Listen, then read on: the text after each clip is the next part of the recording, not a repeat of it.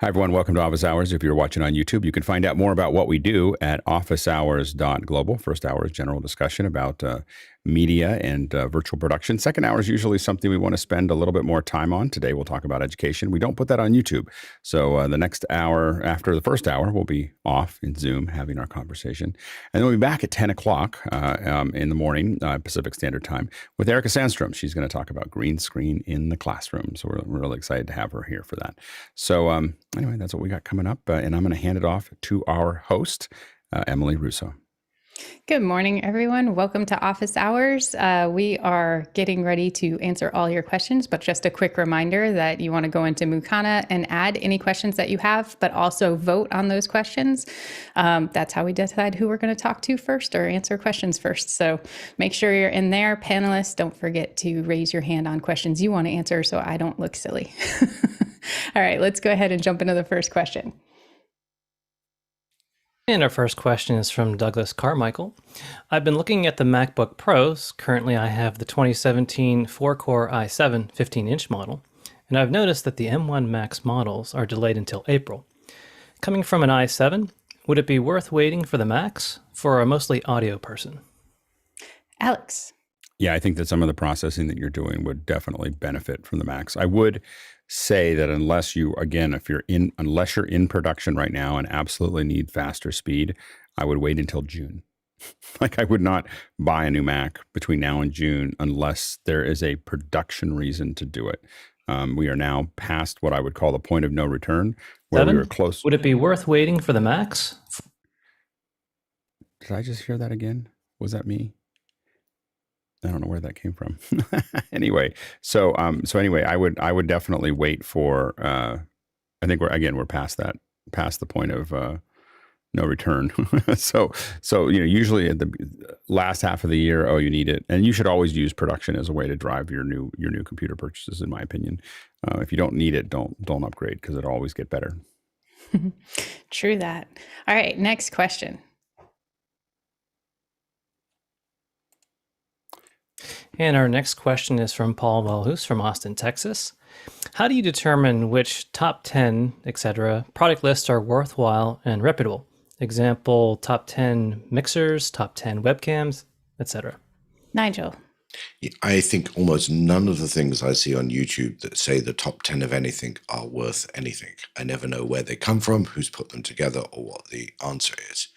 I think what I tend to do is I tend to do a bunch of research. I ask questions on office hours. I ask questions on after hours. I try and establish what the must-haves and what the like-to-haves are. And then I work out what's the most I could buy for the money I have. Because I think one of the lessons, at least for office hours for me, is every time I've gone cheaper, it's the cry one, buy once. It's wrong. But I'd just be really careful of those top 10 lists. You never know who's driving what on those lists. Absolutely. Alex? I will admit the more Amazon links and the more ads that I see within a top 10 list, the less I give it any credence that I should pay attention to it.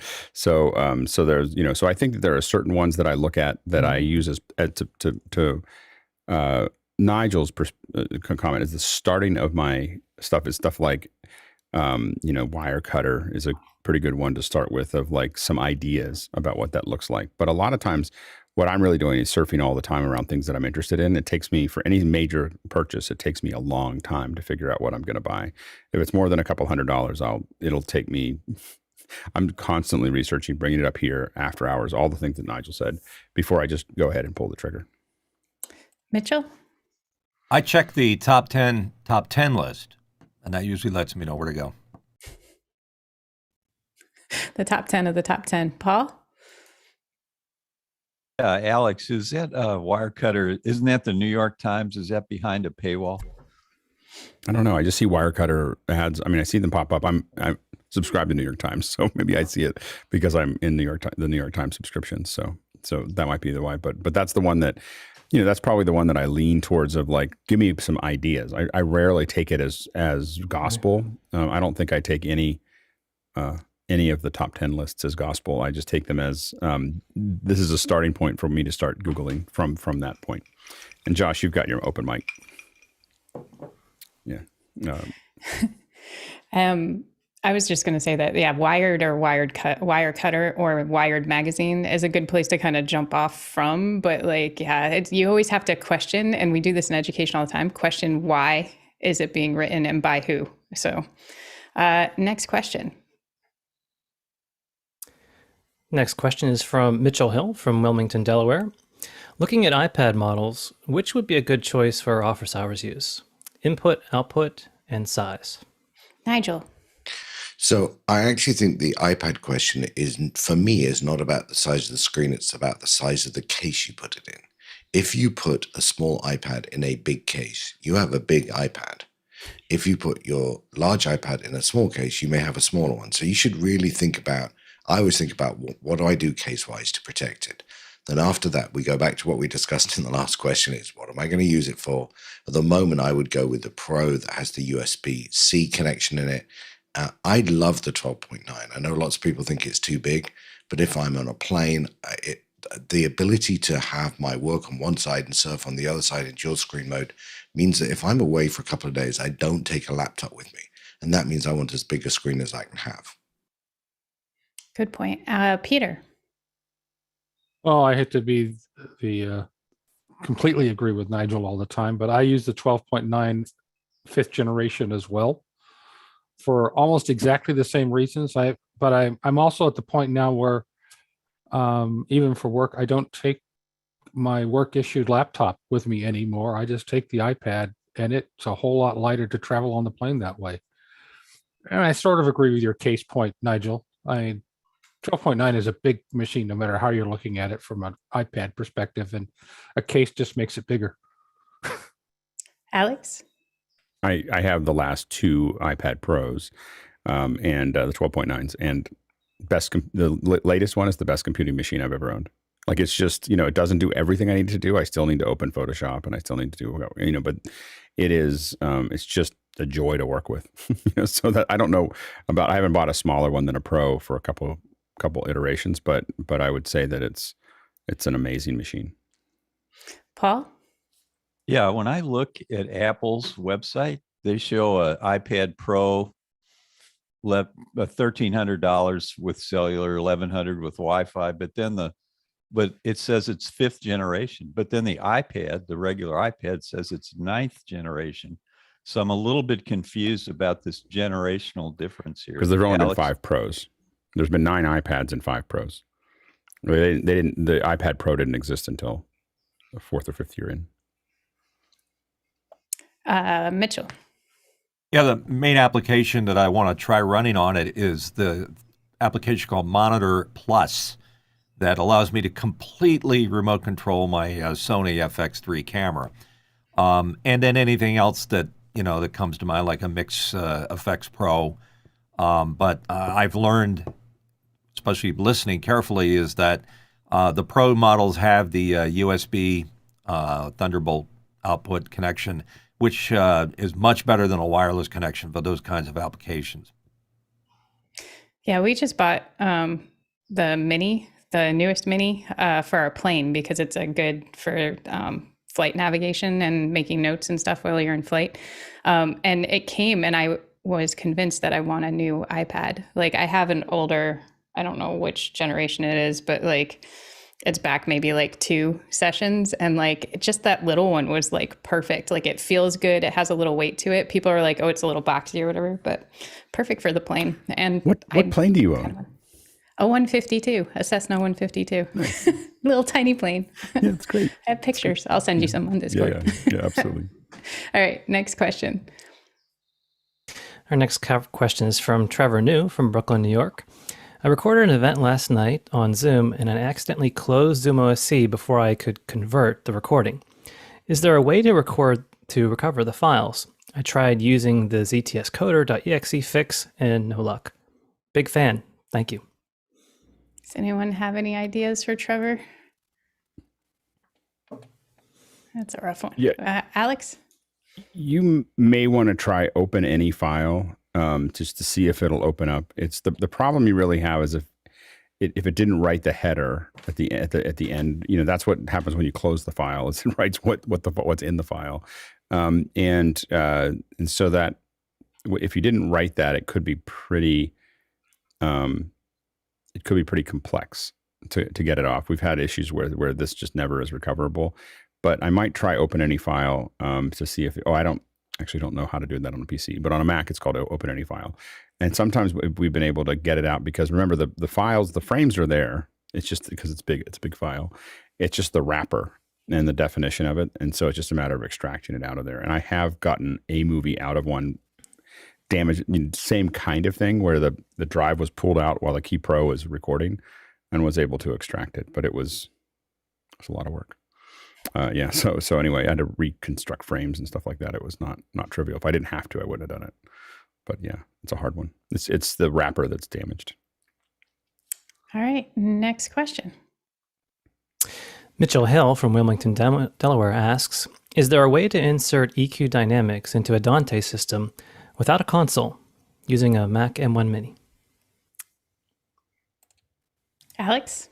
I think you do it with Logic. You go in and out of Logic. So you could pass it, you could take it over Dante into Logic and then do a live in Pro Tools.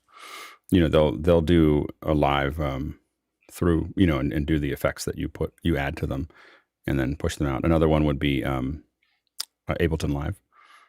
Should be able to do effects to it as well.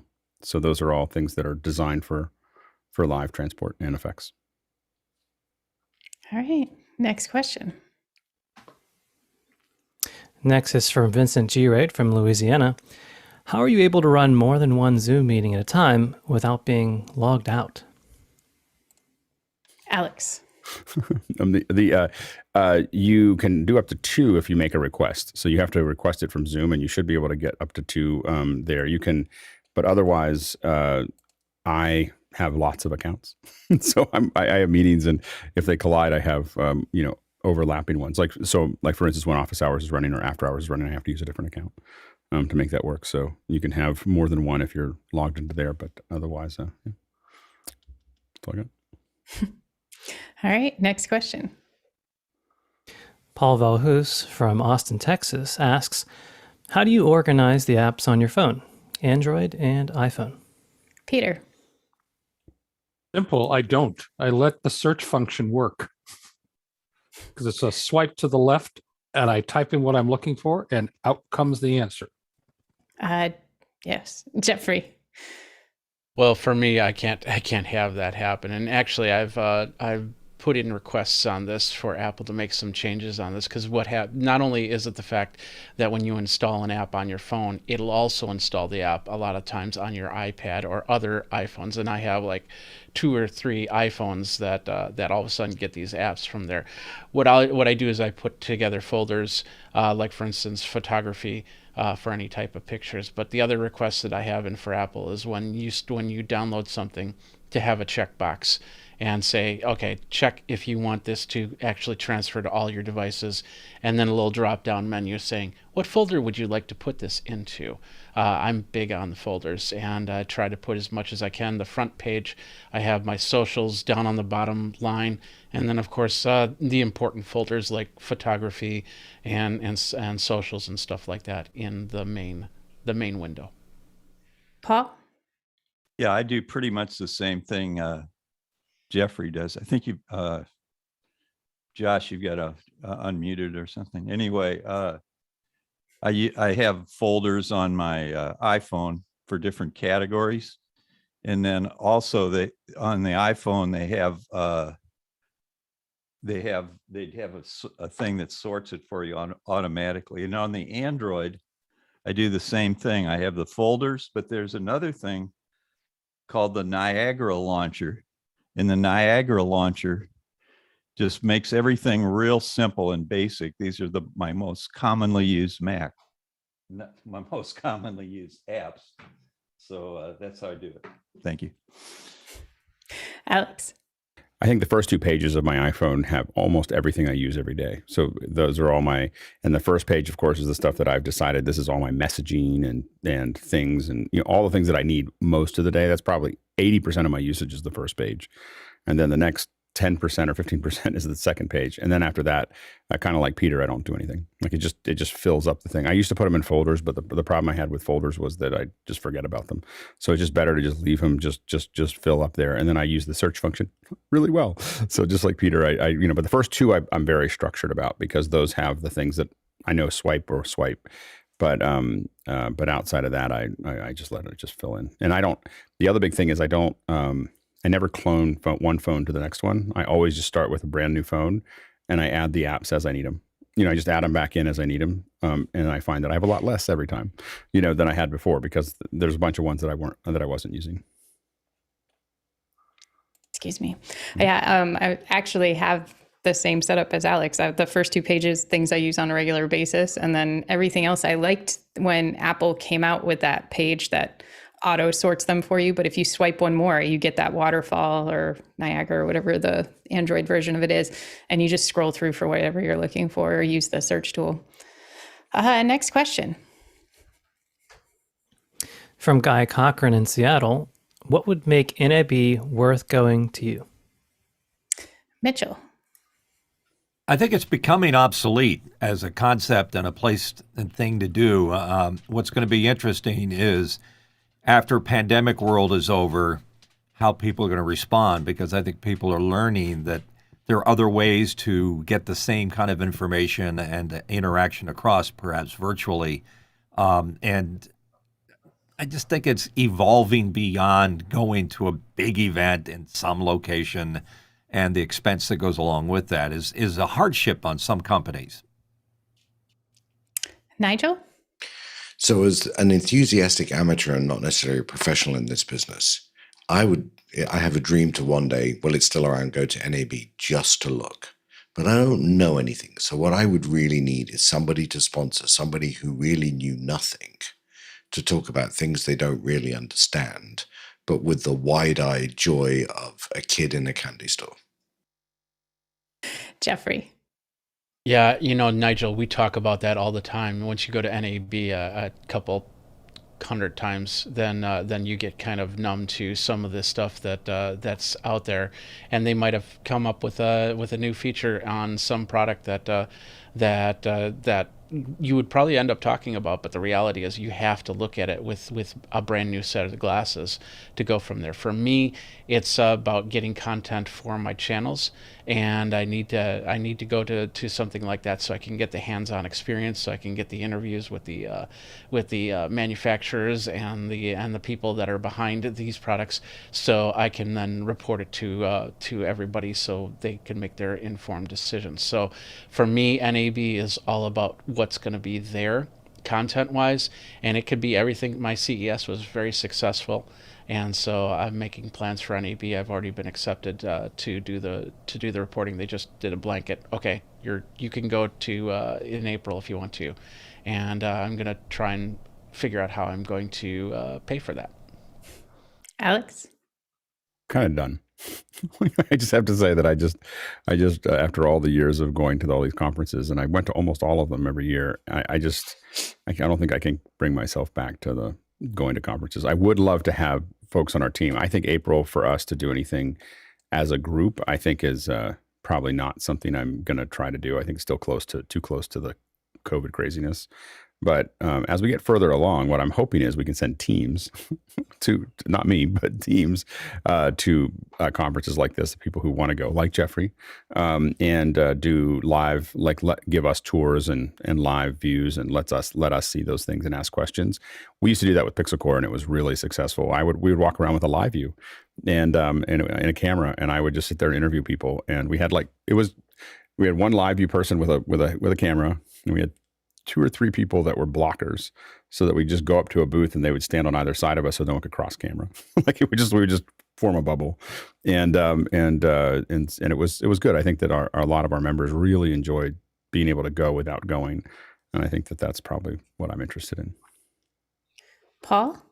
Yeah, I'm visualizing Alex with his 300-pound linebackers going down Well, the aisle. the camera operator, Doug Dalton, who was the camera operator, he's like 6'4" and 300 pounds. Like he was a big guy. No one's going to push him over. But we had other people that and at Macworld we would have like 8 people forming the bubble. Yeah. My thing would be to have a robot that I could rent and have it not just me running the robot, but have like a whole Zoom group of people running this robot around the convention.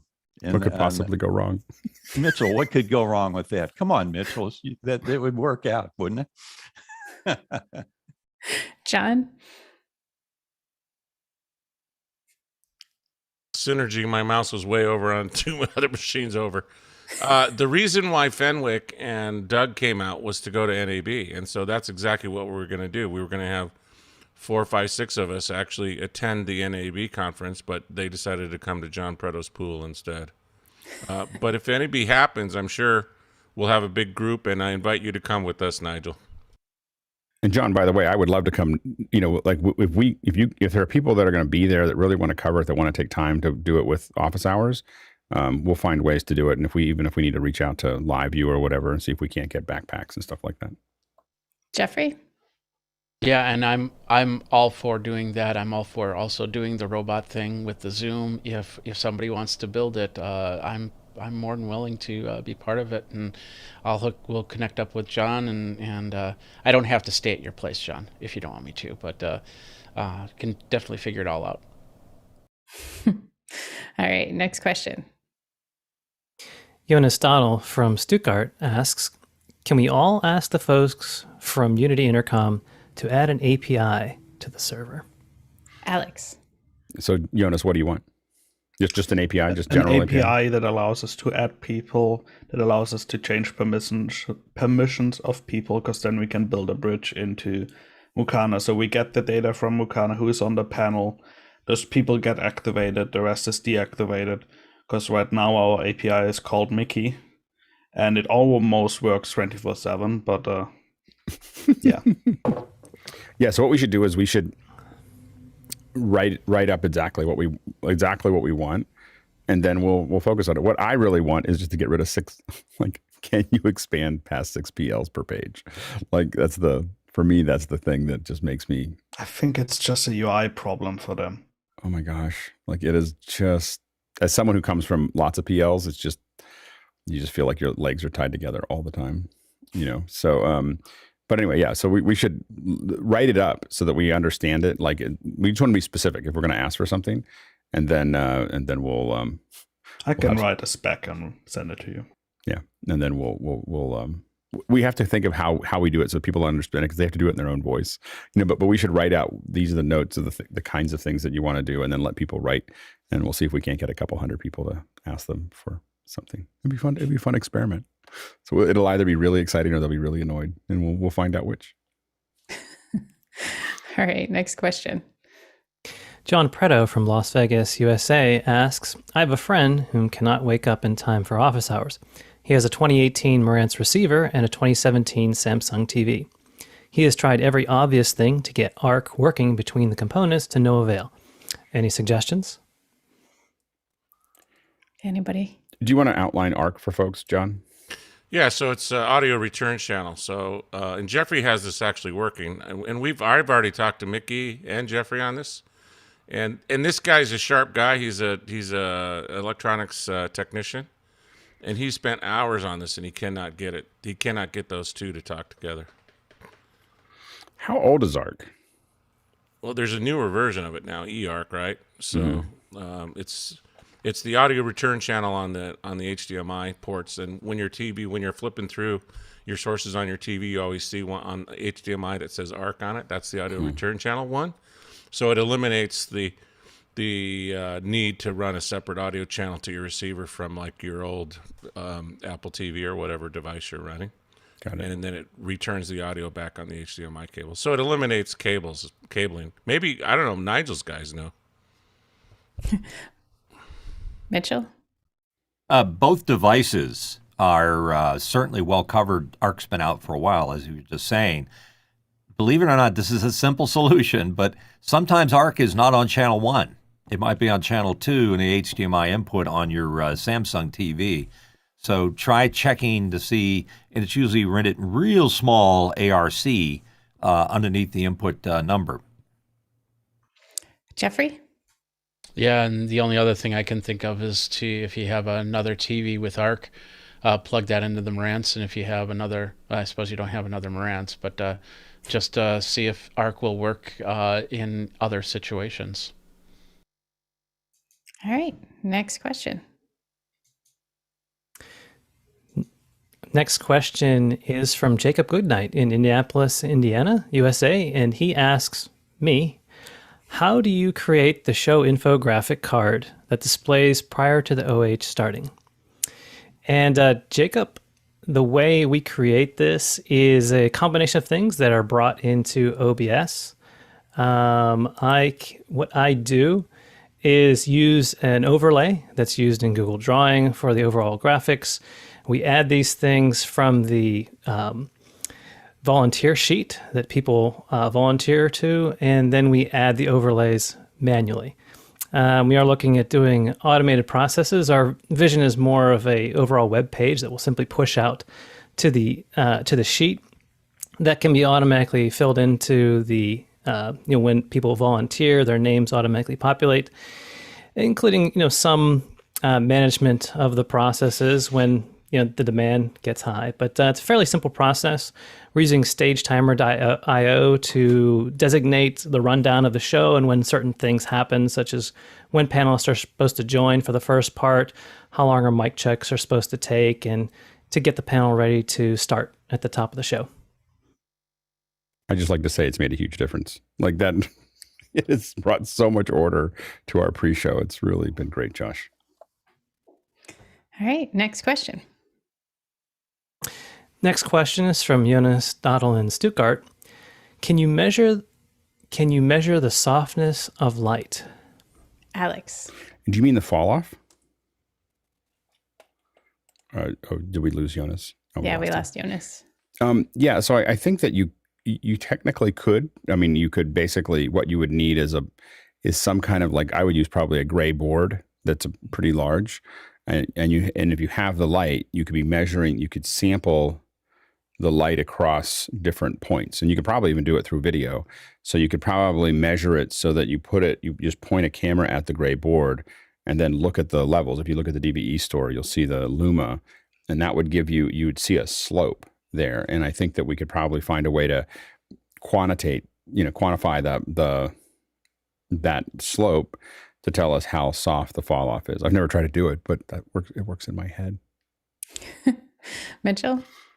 That's a good answer. And on the other side of it, less quantified, is use your eyes. I mean, I'm using a big soft light, and you can see the wrap that it's doing around my face, and that's definitely a soft light, and also the shadows that it leaves, or the lack thereof. It's just something you can see pretty easily, so it's not too hard to quantify, but not as far as the device. You just hold it up, and how soft is that? I don't think there's anything out there that does that. Well, you can actually. There's Seconic makes things that you can measure the fall off because it's got a sample on it. So you sample it, and then you move over and sample, and then move over and sample. And if you did that too, you could calculate a curve, for that. And that becomes really important. The reason it's important one of the reasons it's important to quantify it is because if you want to build it in a computer graphics like an Unreal, you need to be able to set that and be able to measure that the softness that you're setting in your CG world is going to match the one in the real world, especially if you're going to use it for previs. All right, next question. Next question is from Khalid Ajamaya from Hassa, Saudi Arabia. Hi, Alex. You have an amazingly quiet studio. Could you please explain your way of sound treating your studio? Thanks. So there's two things to that. Sorry, Emily, I just jumped in. That's okay. Yeah, so anyway, there's two things to that. One is that, let's see if I can show you this. If we look up here, for some reason it's not focusing, but so that's this up here. In fact, I think I can do This is just moving blankets. So those are just moving blankets that I bought. I think they're 70 or 90 pound moving blankets I got on Amazon. They did not come with grommets, so I had to nail grommets through them, and I would never do that again because I opened up my thumb doing that. So anyway, but that's how I get rid of the reflection. So that's the echo. Then the second thing the real secret to a quiet studio is that I use Sound Devices Noise Assist. So let me see if I won't be able to hear you when I do this, but I'll open it up so you can hear it. So if I do this, and I'm going to, let's see here.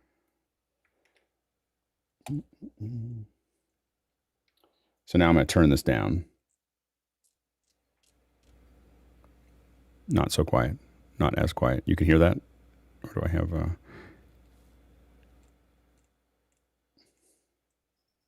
now quiet? So that's noise assist. So that is the real secret is the Sound Devices products, the MixPres and the Scorpio, which I'm using, has this noise assistant. So it's taking out all the fan noise that you would normally have in there. So the reflections are taken away from moving blankets, which I hope to make prettier at some point. And the actual fan noise is taken away by noise assist. Very cool. All right. Next question. Next question is from Eric Price from Kansas City, United States.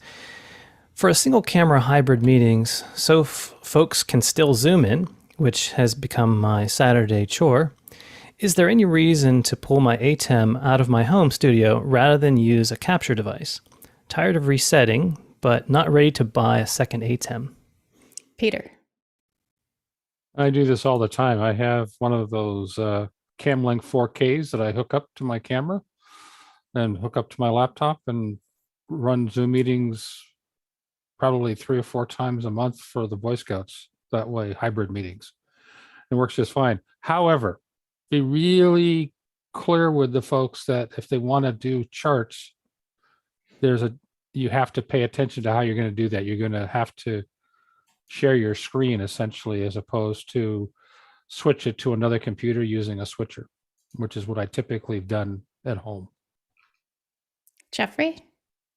Yeah, if you're planning to hook up more than one camera or a camera and a screen, like Peter was talking about, then you're going to need some device that's going to be able to do a capture of both of those items. You can definitely use other capture cards on there, but you got to be a little bit careful about the bus of the USB to make sure that you're not oversaturating it, or else you're going to run into some problems. Other than that, if you're just doing one camera, if you only need one camera, you're not doing anything else, capture card's the way to go. Mitchell. It just occurred to me, perhaps a Mevo would do it for you. It's a pretty interesting little device. It's about yay big. Sorry, I can't show it because I just thought of it. And it also can appear that there are multiple cameras from one camera. So it's a pretty cool device. All right, next question. And from Craig McFarlane from Boston. For those with more than 5 Apple computer devices, what Apple ID do you use on them? And a similar question for more than 10 total Apple devices.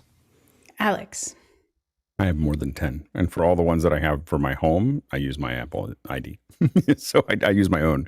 If it's for work has a separate one. And of course, my kids and my wife have different ones. But otherwise, I keep it all the same because otherwise I can't run the apps across all of them. So I generally use them across many computers. And it's been pretty effective. The only place you really get hooked up on is the AirPods. The AirPod Pros, and the AirPod Maxes and everything else get confused about which device they should be talking to. And you'll be walking through and you're like, I'm on a phone call holding the phone. How can you not think that, why did you think that I wanted to go to something else in the middle of the call? So that's the only issue that I have. It's just like it worked really, really well at the beginning. And as I added more devices, it just became this nightmare of, anyway, that's the only issue that I have with having the same ID on everything. Yeah, I have to turn off my Bluetooth on my phone and my watch when I'm at work. Otherwise, while I'm in the meeting, it'll switch and I'll just be like, what? I'm like, I can't hear anymore. Yeah. I just missed something important. All right. Next question. Sorry, Peter. Well, the only place where I've run into the problem with sharing Apple ID is the legacy requirement that iTunes, you can only have 5 computers on the same Apple ID. I just picked those five, which five I think I'm going to use, and then I'm done. But I'm like Alex, I've probably got about 15 Apple devices in the house. So, and it's just me. My dog doesn't have an Apple ID, but that's, But it's an option should you need it. Yeah. All right. Next question. Next is from Darren Cirillo from Dallas, Texas. He asks, has anyone on the panel purchased a Samsung Frame TV? Curious to know your opinion on this model for displaying personal photos through the house. Nigel. I not only have a Samsung 65-inch, we sell a lot at work of them. I absolutely love the Frame TV. One of the things that when people are designing large living room areas and they want a TV but they don't want it to dominate the room, the Frame is a really good response, because otherwise you're just leaving a black hole in the wall. I would tell you there are a couple of things. The set of photos that you get with the Frame TV are pretty good. You can then subscribe to the Samsung library. I think it's $5 a month for another access. Never felt the need to do that. When you press the power button on your remote control, it will turn on art mode. That uses about 1/3 of the power of the regular television. And the pictures, you can change the framing and stuff of them. So there's quite a lot you can tune. You can upload your own pictures. You really need to follow the instructions and use Photoshop to get them exactly right. I couldn't find, just research for it, I couldn't find it. I don't think when you use your own pictures, the power reduction is quite as much. And every time I've done it, they really don't, they look like pictures. They don't look like art. And I think what the Frame TV does really well is give that art experience. And it does change the nature of a room. And people for a long time were putting the televisions above the fireplaces for reasons I never really understood, so they get a quick neck when they watch it. It's allowed the televisions to come down, take a role in a room without dominating it. So I love them. By the way, they can be quite hard to program into control systems because they're effectively two offs. There's the off to art, and then there's the total off. Yeah, my sister-in-law has one, and it's really pretty. And you walk in the room, and you don't even know it's a TV. Alex? Yeah, and I would like to point out that if you like the Frame, you may want, and you have the resources, you may want to look at the Samsung Wall.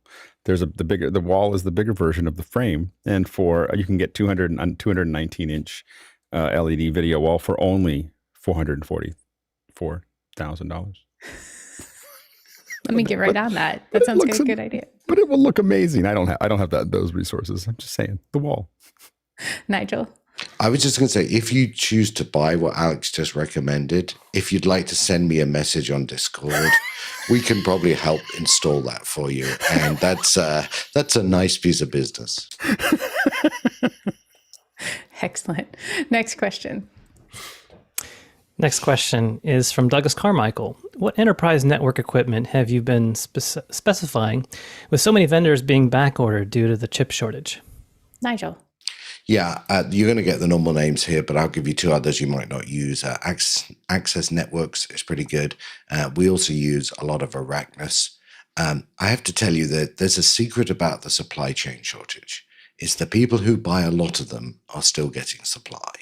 People who buy not many of them are stuck in the back of the queue. For a while, the suppliers were going sequential, but they've worked out that going sequential means that they're treating new customers the same as old customers. And that's changing really fast because you don't want to lose your old customers and have them switch. But the nice thing, by the way, about the Arachnus for people who do large installations is some of the remote management stuff like OVC allows us to go into a home, look at the network, reboot things. And so there's all sorts of other technologies other than the normal names you'll hear here.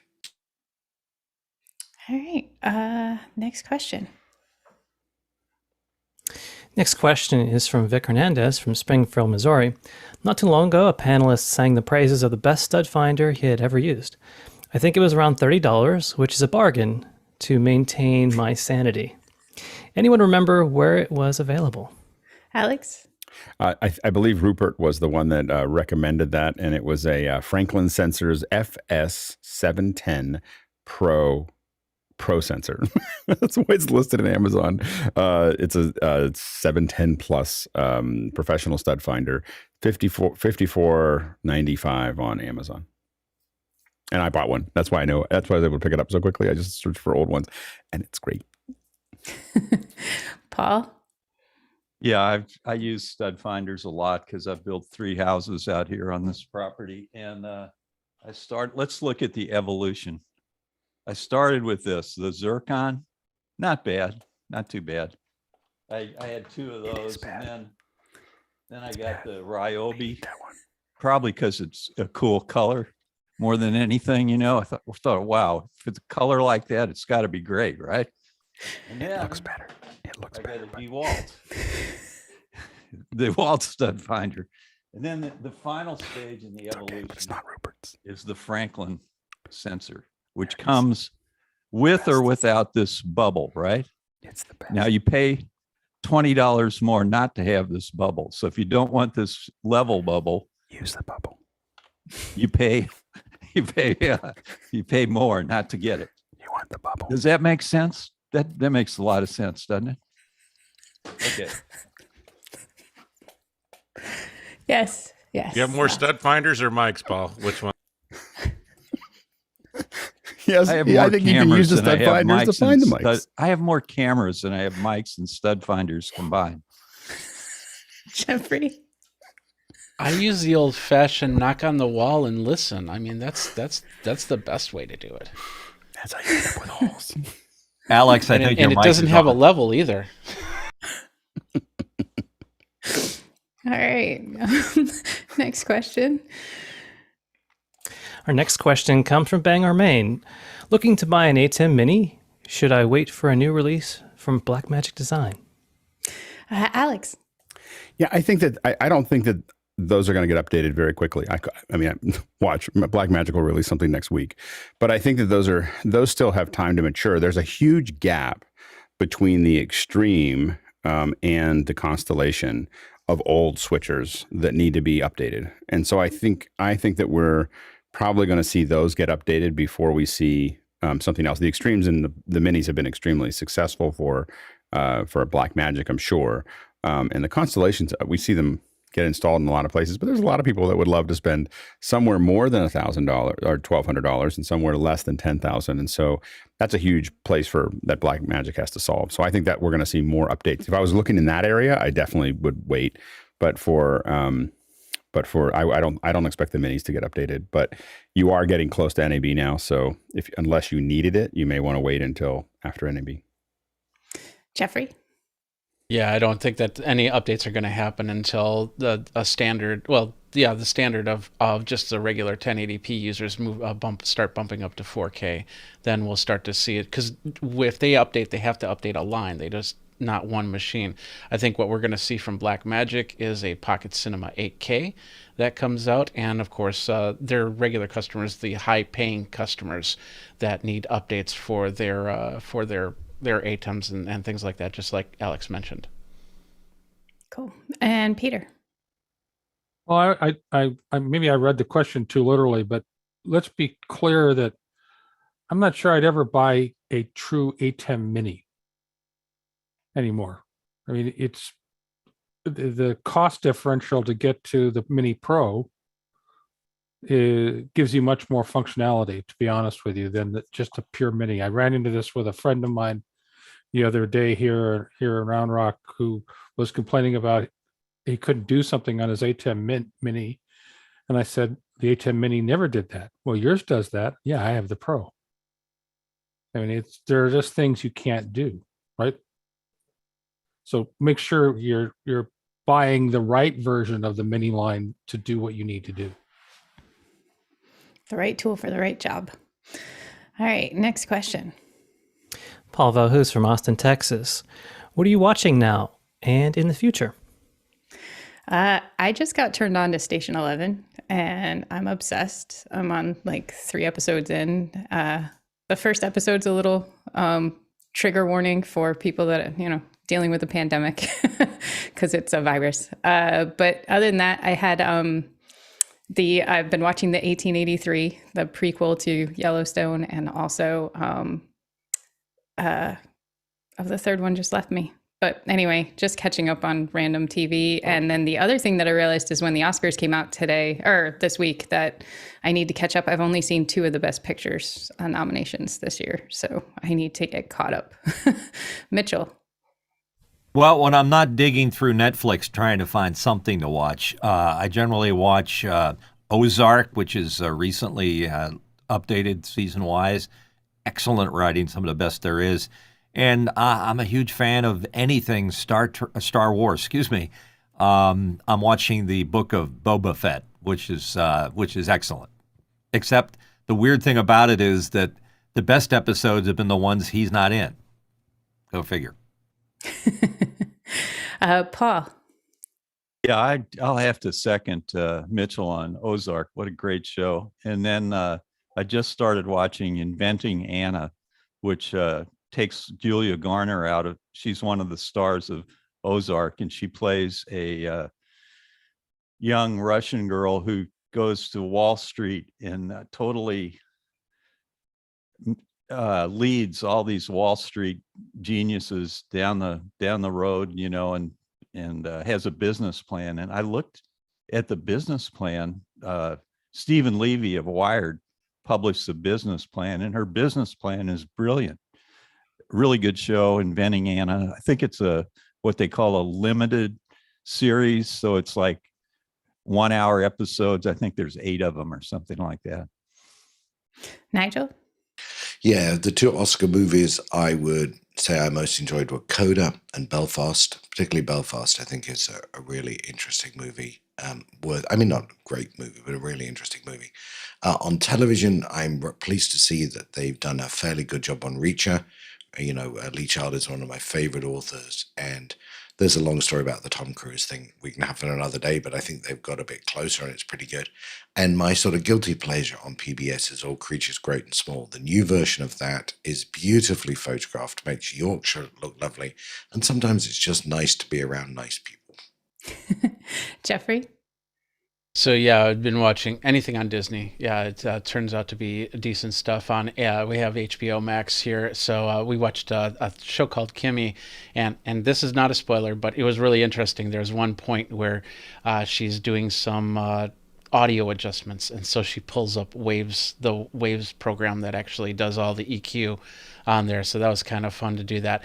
The one that the channel that's really starting to make me think about canceling is Netflix, because it seems that a lot of the shows that they have they're basically buying other people's productions, which happens across the line, but they're buying people's productions and they're really not as high quality. I mean, you get the broken clock every now and then with Squid Game, with Stranger Things and things like that, but a lot of the content there, we watch 20 minutes and then we just have to stop. Either it's bad script-wise, or it's bad graphics-wise, or it's bad in another way. Just starting to lose it with Netflix. Alex? Yeah. I've been surprised as ones that are kind of not my normal fare, and we've talked about them in some of the other shows, but Delicious is a new movie that came out, French, subtitled, but the photography is amazing. Like, I mean, the cinematography is just amazing. The audio from a spatial perspective is amazing, and the story is great. And so it's a really, really, I would highly recommend. I know even if you're not a subtitle French film, period film kind of person, it's worth watching. I just watched The Alpinist 2 days ago, which is intense. Like, you wouldn't think it's like a climbing movie, but it's intense. Like, it made me scared. It was scarier in some parts than watching an actual horror film in some places, because of what he's doing on ice. Anyway, so like climbing ice that's hanging off of stone, kind of thing. And so and then my family's guilty pleasure has been Person of Interest for like 4 seasons, just kind of slowly working through it. But now it's getting too soapy, so we're going to probably drop it out. And then and so those are the things. I will admit that I was about to get rid of Netflix, and then the new thing of Witcher came out, and I was like, okay, I'll watch Witcher, and then I'll turn Netflix off. So as soon as I finish Witcher, I may turn off. Witcher's pretty fun. Oh, Killing Eve is coming back. That's the other one that was the third one. Anyway, that's that question. So we'll move on. Next question. Next question, Paul Valhus from Austin, Texas. Can you trust Netflix and Amazon ratings? And there artificial intelligence? Alex. I don't trust anybody's ratings. Like I just find that whatever my taste is, it doesn't seem to line up with anything that any ratings have. So I've stopped really paying much attention to them. Mitchell. Yeah, having them rate their own stuff is sort of like the fox guard in the hen house. It just doesn't make sense. It's counterproductive. Personally, I kind of look at Rotten Tomatoes for a relative rating across different things, but there are not a lot of good ones out there. And as far as Netflix and Amazon, they both need to up their games. And Paul. Yeah, I don't like Netflix's ratings. They don't seem to make any sense. There's this app you can get called Real Good, Real Good, REELGOOD, and it shows you the Rotten Tomato ratings, and it shows you other ratings, and it lets you rate the shows, and then it lets you know where you can watch all these shows. It's the most comprehensive app I've seen for if you like to watch movies and films. Alex? I will say one of the things we're seeing with streaming media in general is that, or streaming channels, is that there's only a certain number of people that, like, you just run out of people. Like I talked to somebody in one of these channels, and they said they had 900 producers working right now, and they were 900 short. Like, that's the scale at which, groups like Netflix and others are doing. I mean, there's just not that many people in the industry to do it well. So I think that they are having a hard time, keeping up with it. I think that Amazon's shifting gears because they decided, instead of all these kind of half-baked ideas, they paid an enormous amount of money for the Lord of the Rings. so it's going to be the biggest. I think the series. I think I heard the budget of the series is over $500 million for season 1. So it'll be interesting to see how that goes. Mitchell. I just wanted to jump in and say I get a lot of great tips from listening to the panel. So Alex, I'm going to watch Alchemy, and it better be good. Alchemy? I didn't say it. Oh, Alpinist. Alchemist, sorry. The Alpinist. Already learned something. Alpinist, not alchemist. I don't know what the alchemist is, but the Alpinist. It's like... Now I know where you are. Ice rock climbing. Yeah. Okay. And Paul Walsh. If you like the Alpinist, there's a movie called 14 Peaks. The film follows a Nepalese mountaineer named Nirmal Purja as he attempts to climb all 14 8,000er peaks under 7 months. It's phenomenal. And you talk about climbing ice, man, it's incredible. Also, Touching the Void. That's the other one that's about 20 years old that is just insane to watch. I just watched it last night after The Alpinist. I felt like I had to watch it again. All right, next question. Next question is from Gerald Leverson in New Jersey. What are the advantages of using CFast cards over SD cards? Mark. So the SD card is 300 megabytes a second, and it is very flexible. MacBook Pros can read them natively. The CFast card is just very fast, 1700 megabytes a second, but you need to buy usually an external reader. And Mitchell?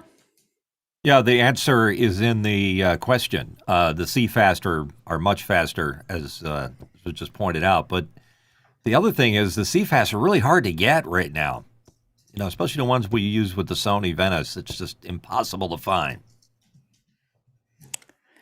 All right, next question. Next question is from Tim Peters in Tehachapi, California. I want to replace an analog audio router with a Dante system. Currently, I'm looking at a Ferrofish A32. What's the panel's thoughts or recommendations? Alex. I think the only other one that we've bought that are in the same, and I don't know if they have a router, but the two other ones that we use when it comes to dealing with Dante and Maddie and so on and so forth is Focusrite and RME. So those are the other ones that we use for conversion, but and some routing there. So those are the other two that I would look at. All right, next question. Craig McFarland from Boston. I love that you can output 16:9 video from iPad to ATEM. Do you know of any other apps that can do it? Anyone have a suggestion for Craig? Alex? I think that, well, Keynote does it. I think that it was the other apps. As far as apps go, the only one that I know is the some of the video apps that are like clean video out, shoot, and so on and so forth will do 16:9 video. Keynote will do 16:9 images, obviously, in decks. I don't know of anything. I don't know of a lot of other ones that natively do 16:9. Peter? I hate to say this because it's the bane of my existence, but PowerPoint. Off of an iPad? Yeah, PowerPoint works on an iPad. Oh, Has for a couple of years. All the Office apps do. Cool. Bane Yeah, of my existence. Yeah, Google Slides also works on the iPad and does the 16:9, but There you go. you know, I guess not native. So there's that. It works. If it works, it's great. Yeah. Next question. Mitchell Hill from Wilmington, Delaware. Best sounding panelist mic and what model? Paul. Probably the Heil PR40. Also, the SM7B is pretty decent. And I like this, mic that I'm using, the Shure MV7. I had to put these rubber bands on it to hold the cable in here, so the cable wouldn't come loose. Because the other day I was in office hours, and Alex called me on not having audio. Now I don't have to worry about it. But I'd say those are the two tops: the Heil and the SM7B. Mitchell? I've sort of been a convert to that particular Shure microphone, the SM7B. But I have to say something. Alex is going to be a little surprised. That Countryman you were wearing while you were away sounded pretty darn good. I don't know what model it is, but it was very crystal clear in terms of intelligibility. It wasn't super bassy, but it sounded very easy on the ears. Yeah, that's a great one. It's an H6. John? Too subjective of a question. When you went to too many AC/DC concerts like me, you can't hear above 11K anyway. So, what's your favorite ice cream? Alex? Obviously, I've used a lot of different ones for office hours, and I have to admit that I really do like this the one that I'm using right now, the Neumann TLM 102. This is the smaller of the two that are roughly the same size, and I like the kind of the high tones that it grabs onto that you don't hear necessarily with the PR40 or the MV7 or SB7 or SM7B or whatever. Those tend to be a little bit. They don't have quite the same height, so but their off-axis rejection is way better. So if you're in a noisy room, if I didn't have noise assist, I couldn't use this mic without noise assist in my room. All right. Next question. Terry McAdams from Wichita Falls, Texas.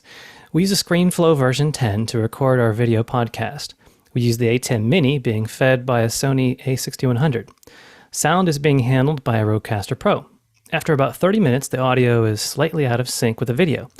After an hour, the audio Terry ran out of room. Well, that's the rest of the question. Paul? Yeah, I just started using ScreenFlow version 10, and I haven't had any problems so far. I'm on a learning curve with it. I used it about 7 years ago to do a whole series of interviews with the guy who runs the Hack 5 show, and it does a really good job, and I never had a sync problem. So I'd like to hear the rest of his question. Maybe he could type it in the question, the panel, the event chat. Mitchell? Yeah, I might be missing part of the context too, but it seems to me that the best way to maintain sync would to run the Rodecaster into one of your microphone or into one of your cameras. Perhaps running the Rodecaster Pro out to the Sony a6100 might solve your sync issue. Alex? One's recording at 30 frames a second. The other one's recording at 29.97. So you're losing about a frame every 50 seconds. So that would be why it drops out over time. Any way to fix that? The way to fix it is that you have to basically what you do is you take your time and you just stretch it out. Like you just have to, and you can calculate what that number is, you know, just to convert from 2997 to 30, and then you can use that as a scale, and you'll do it. You know, the scale's like 1,000th or something. You know, it's like, but you can pop it out. But what we've typically done is if you have a snap at the very beginning, and then you do something that snaps at the very end, then you line those pops up. So it's like having a 2-pop on the front and a 2-pop at the end. And so you do something before you start recording that's in both records that has 2 pops at the beginning. And then you have the same thing at the very end. And then what you can do is just take the audio and stretch it out until it matches, and it will realign for that. And it's so minor you won't hear any, because almost all the scaling now in Final Cut and other things will correct for any kind of scale. So they'll correct the tone for scale. So it's not going to go up or down. It'll just match up. It's a very small adjustment, but it does happen over time, and you lose again about roughly a frame every minute. But I think it's actually 50 seconds. Gotcha. Peter. I was just going to say, because I know that Chris Fenwick walked me through how to fix that scaling problem about a year ago using Final Cut Pro, and it is, once you know the trick, it's dead simple. Yeah. It will take care of everything once you tell it what to scale it to. And you can do it by hand, but it's easier if you put pops on the front and the back, because it just gives you go whoop, and it just stretches right out. All right. Next question. Douglas Carmichael. Alex, you mentioned you wouldn't get a 14-inch MacBook Pro. Why would that be? It's too small. Oh, go ahead, Sean. Sorry. I was going to let...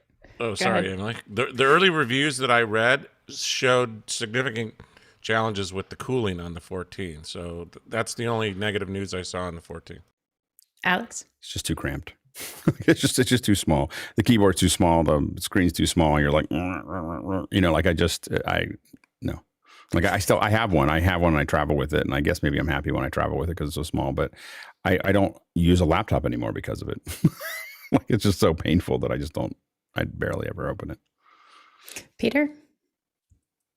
I also just wonder if we're not getting too close to any line changes that they're going to make on the 14-inch, you know, as they phase out the 13-inch, right? So which 14-inch would you get, if you will, at this point? Right, none. Like I just need a bigger monitor. Well, and you know, like earlier, I made the comment that I've stopped carrying my laptop, which was, and going to my iPad. I mean, why? I mean, if I really want something powerful, I don't know where I have the M1 and I have the Mac Pro. What can I say? The biggest problem I have is that the Keynote authoring tools on the iPad are unusable. So you can draw on it, you can present from it, but I find that actually building a Keynote document that has any precision at all needs to be done on a computer. Agreed. All right, next question. Morgan Price from Victoria, British Columbia asks, what current or rumored Blackmagic devices are you looking forward to improve your ongoing Zoom office hours experience? Mitchell. I'm good for now with my ATEM Mini Extreme, but I think eventually when we go to Office Hours 3.0, sorry, Alex, I'm prognosticating here, chances are we're going to be at 4K. So at some point, there needs to be a 4K version of the ATEM or something between it and the Constellation, as Alex said earlier. All right. And our last question for today. Craig McFarland. I thought I could see all my previous questions in Mukana. Is it available somewhere? Alex. I don't think you can see the previous questions. You can see ones that we push back to you. So like right at the end of the hour, I'll be pushing ones back. To do those. And I'm making decisions about how long I think the question is going to take to answer. so I'm like, that's too long. If we're over, you'll see me pushing things back. And so I'll push a bunch of them back to the thing. I'm not, but you should be able to find those in your settings. But as far as all the questions you ever asked, we don't have that. It's a good idea though. All right. And that wraps up the first hour today. We're going to bring our educators on and say goodbye to our YouTube stream.